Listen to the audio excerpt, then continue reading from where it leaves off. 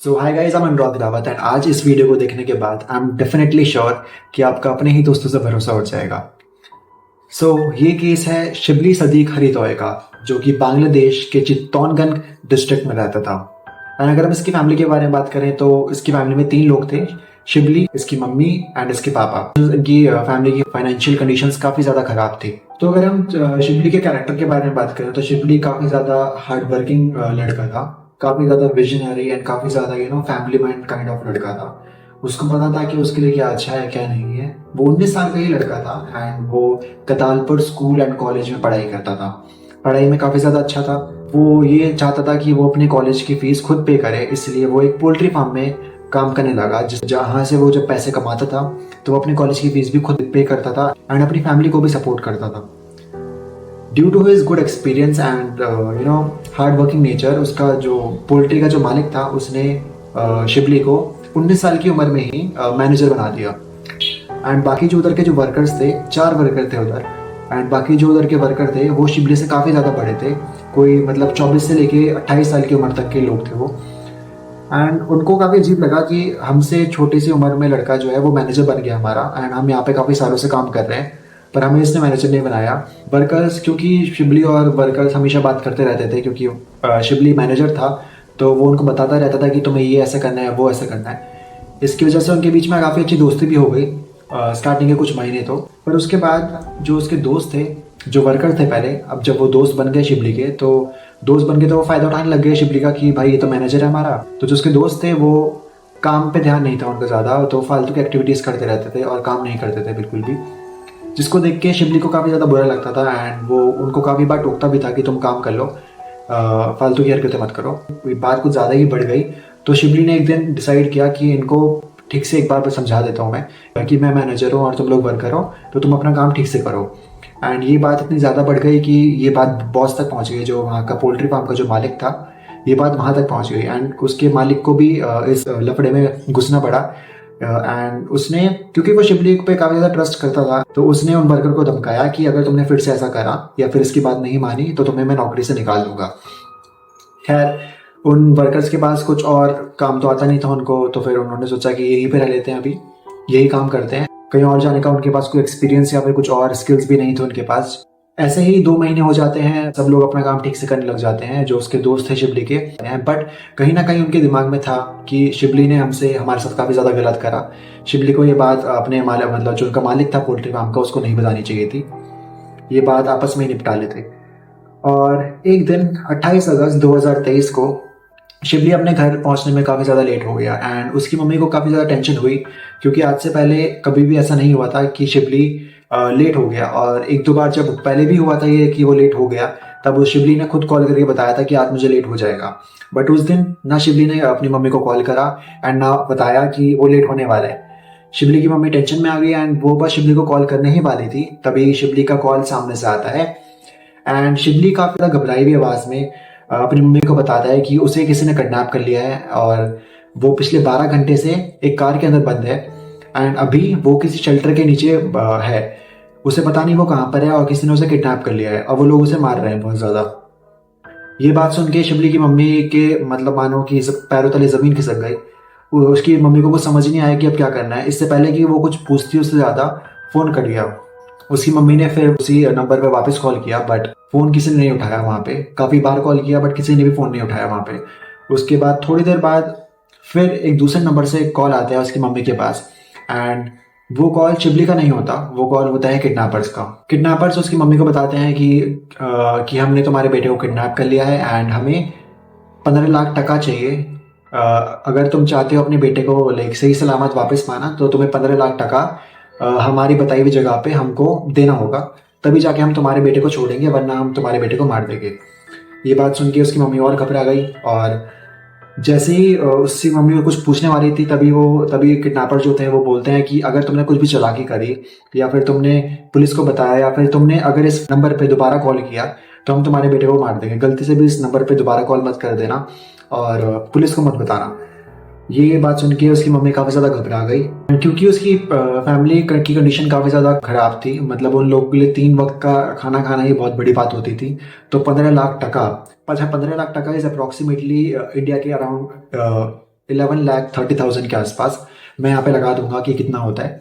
सो 15 लाख टका एक ऐसी फैमिली को अरेंज करना जो काफ़ी ज़्यादा पुअर है, उनका खाने का खर्चा ही ठीक से नहीं हो पाता, तो फिर इतना पैसा तो उन लोगों ने सपने में भी नहीं देखा होता।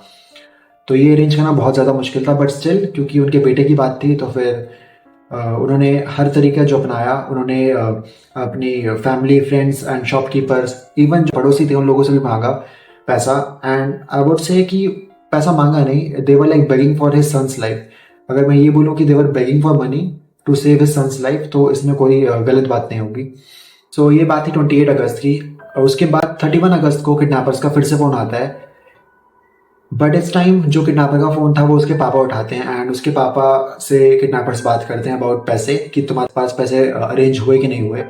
एंड उसके पापा काफ़ी गिड़गिड़ाते हुए बोलते हैं कि 15 लाख टका तो हमने सपने में भी नहीं देखे, तो थोड़ा कम कर दो, हम किसी भी तरीके से 15 लाख टका हम अरेंज नहीं कर पाएंगे। तो ये बात सरप्राइजिंगली उन लोगों ने 15 लाख टका से 2 लाख टका में बात ख़त्म करी कि तुम्हें 2 लाख टका देना पड़ेगा हमको, वरना हम तुम्हारे बेटे को मार देंगे, इससे कम नहीं होगा, तुम्हें 2 लाख टका देना ही पड़ेगा। एंड उसके पेरेंट्स भी काफ़ी शॉक हो गए कि किडनैपर्स ने कम कर दिए पैसे, but they were happy to कि 15 लाख टका से 2 लाख टका, क्योंकि 15 लाख टका तो इम्पॉसिबल था उन लोग के लिए जमा करना। 2 लाख टका उन लोगों ने किसी तरीके से इधर उधर से मांग के जमा करा। 2 लाख टका लगभग 1.5 लाख इंडियन रुपीज़ यहाँ पे लगा दूंगा मैं। उसके बाद लास्ट कॉल आया था 31 अगस्त को, और अब अगला कॉल आता है 4 सितंबर को। 4 सितंबर को किडनैपर फिर से कॉल करते हैं, एंड इस बार फिर से उसके पापा ही फ़ोन उठाते हैं। किडनैपर बताता है उसको, उसके पापा को बताता है कि तुम्हें कहाँ पैसे लेके आना है। तो वो लोकेशन बताता है कि तुम्हें बंदरबान डिस्ट्रिक्ट हेडक्वार्टर के सामने आना है अपने 2 लाख रुपए लेके, और हम तुम्हारा बेटा छोड़ देंगे। उसके पापा पैसे लेके जाते हैं, एंड वहाँ पे 2 किडनैपर उससे मिलते हैं, और उन किडनैपर ने पूरा अपना फेस कवर कर रखा होता है ताकि उसके पापा उसे पहचान ना पाए। एंड जैसे ही शिबली के पापा उन किडनैपर को 2 लाख रुपए देते हैं, तभी वो किडनैपर वहाँ से जा रहे होते हैं। एंड शिबली के फादर उससे पूछते हैं कि मेरा बेटा किधर है, जिसके रिप्लाई में किडनैपर बोलते हैं कि तुम घर पहुँचो, एंड तुम्हारे घर पहुँचने से पहले तुम्हारा बेटा शिबली तुम्हारे घर पहुँच जाएगा। एंड ये बात सुन के काफ़ी ज़्यादा वो खुश हो जाता है, एंड भागते हुए अपने घर पहुँचता है। पर वो देखता है कि शिबली अभी भी घर नहीं पहुँचा। फिर वो अपनी बीबी से पूछता है, मतलब शिबली की मम्मी से पूछता है कि शिबली अभी तक घर नहीं आया। तो फिर शिबली की मम्मी पूछती है कि तुम पैसे देने गए थे तो तुम्हें लाना चाहिए था शिबली को, शिबली अभी तक नहीं आया घर पे। शिबली की फादर उसकी मम्मी को कंसोल करते हैं कि ठीक है, अभी हो सकता है थोड़ी देर में पहुंच जाए। किडनैपर पूरे पैसे गिनने के बाद ही उसे शिबली को वहां से छोड़े। ऐसे ही करके उन्होंने उम्मीद में कि शिबली एक दिन आएगा, बट 7 सितंबर को जब उनका लाइक सबर का बांध टूट गया, तब उन लोगों ने वापस कॉल किया उस किडनैपर के फ़ोन नंबर पे, और जो कि नॉट रीचेबल आया। शिबली अभी तक घर नहीं आया था। तो उनके पेरेंट्स ने पुलिस स्टेशन जाना ही सही समझा, एंड फिर वो गए पुलिस स्टेशन सीधा। पहले तो जब उन्होंने पुलिस को ये सब बताया तो पहली बार पुलिस बहुत ज़्यादा गुस्सा आई उन लोगों पे, भड़क गए उन लोगों पे, और उन्होंने फटाफट से FIR लिखी।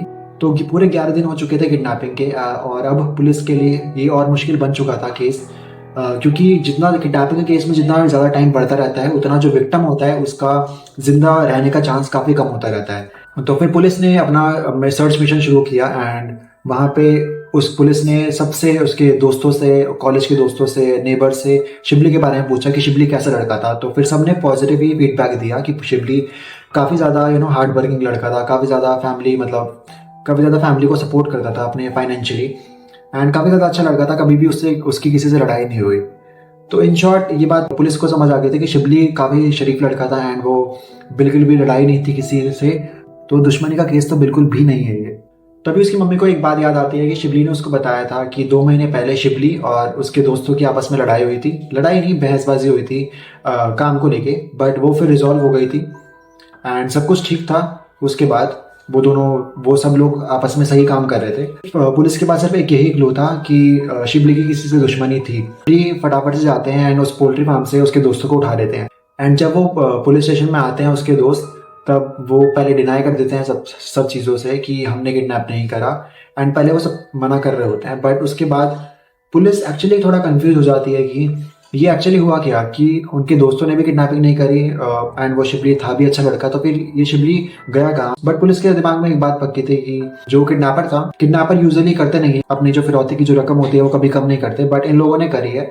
तो इसका मतलब या तो ये शिबली की फैमिली की कंडीशंस को अच्छी तरीके से जानते होंगे या फिर ये उसके दोस्त ही होंगे। और इसी इसी क्लू के चलते उन लोगों ने थोड़ी सी सख्त पेश आई शिबली के दोस्तों के साथ एंड धीरे धीरे करके शिबली के दोस्तों ने मुंह खोलना शुरू करा। जहाँ पे ये पता लगा कि शिबली के जो 4 दोस्त थे उन लोगों ने किडनैपिंग करी थी 2 और लोगों के साथ मिलके। तो मतलब इन टोटल 6 लोग थे शिबली को 28 तारीख को किडनैप करने के लिए, जिसमें उन 4 लोगों में का जो लीडर था वो था उमोंग मारमा। उन 4 लोगों के नाम है उमोंग मारमा, सुइचिंग मारमा, अनगतुई मोंग मारमा, उकियात वाई मारमा। एंड इनके दोस्तों के ग्रुप का जो लीडर था वो था उमोंग मारमा। तो उमोंग मारमा ही एक्चुअली इस पूरे किडनैपिंग के प्लान को लीड कर रहा था। एंड उमोंग मारमा बताता है कि कैसे उसने 2 और अननोन लोगों के साथ, जो अभी तक पता नहीं चला कि 2 लोग और कौन थे, तो उमोंग मारमा बताता है कि कैसे उसने उन 4 दोस्तों ने 28 अगस्त को शिबली को उसके ही पोल्ट्री फार्म से किडनैप किया था एंड गाड़ी में बंद कर दिया। उनका इनिशियल प्लान तो ये था कि पहले वो उसको किडनैप करेंगे, थोड़ा टॉर्चर करेंगे, क्योंकि उनके दिमाग में गुस्सा था अभी तक कि इसने हमारी ये बात बॉस को क्यों बताई थी। तो उन्होंने सोचा पहले उसको किडनैप करेंगे, फिर उसको थोड़ा टॉर्चर करेंगे और उसके बाद उसकी फैमिली से पैसे मांगेंगे और उसके बाद जब पैसे मिल जाएंगे तब उसको छोड़ देंगे। बट उसको ये बात जल्दी समझ आ गई थी कि किडनैप करने के बाद कि शिबली जो है वो उन लोगों की आवाज़ से समझ चुका है कि वो उनके ही दोस्त हैं। एक टाइम ऐसा आया था जब उन लोगों ने मास्क नहीं पहना था, तब शिबली ने उनके 2 दोस्तों को देख लिया था। तो ये बात तो कंफर्म हो गई थी उमोंग मारमा को कि शिबली ने हम में से 2 लोग को देख लिया है और ऑल्सो वो हमारी आवाज़ से पहचान चुका है कि हम उसके दोस्त हैं और हमने ही उसका किडनैप किया है 2 और लोगों के साथ। और अगर उसको वो छोड़ देते हैं फिरौती की रकम लेने के बाद तो वो पुलिस को बता देता है, फिर वो लोग जेल चले जाते हैं, इसलिए उसने उसको मार दिया।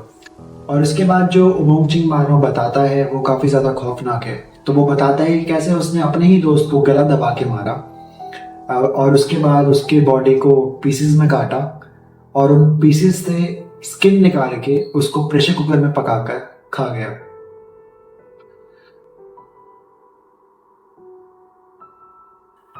एंड बाकी के बॉडी पार्ट्स उन लोगों ने पास के ही माउंटेन की खाई में फेंक दिए थे ताकि कोई भी उसको ढूंढ ना पाए।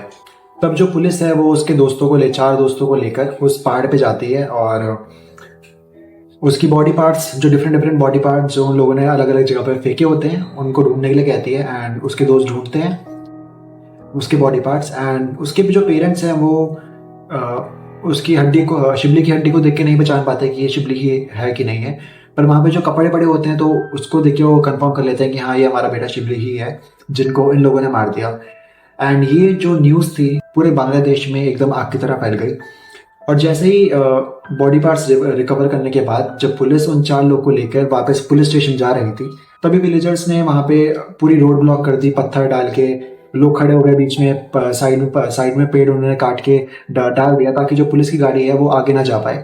एंड पुलिस की गाड़ी से, पुलिस की कस्टडी में उमोंग मारमा जो हेड था उनके दोस्तों का, उन विलेजर्स ने उनको खींच के निकाला एंड वहीं पे उन्होंने उसको इतना पीटा लाठी डंडों से और लात घूस से, जिसको जो दिखा पत्थर लोगों ने उसको इतना पीटा कि वो उसकी मौके पे ही मौत हो गई। और वो जो विलेजर्स थे वो सेम चीज़ करना चाह रहे थे और उसके बाकी 3 दोस्तों के साथ भी, पर पुलिस को लाठी चार्ज और टीयर गैस का यूज़ करना पड़ा ताकि विलेजर थोड़ा साइलेंस है। एंड उसके बाद वो 3 लोग सेफली पुलिस स्टेशन पहुंचे किसी तरीके से, जिसमें 3 कांस्टेबल को भी चोट लग गई थी इन सब इंसिडेंट में। तो जो भी ये 3 लोग थे उनके कोर्ट के ट्रायल चल रहे हैं अभी तक।